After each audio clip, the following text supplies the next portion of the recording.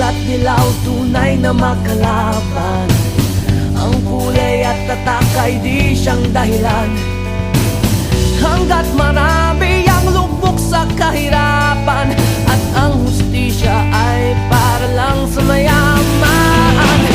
Habang may katsulog at sila ang nasa tuktok, di matatapos itong gulo.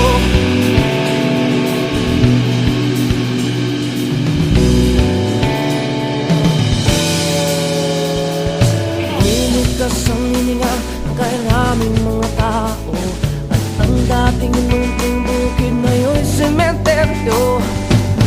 Toto'y kumilos ka, baliktarin ang tatsulok, tulad ng dukha na ilagay mo sa tuktok. Hindi pula't dilaw, tunay na magkalaban.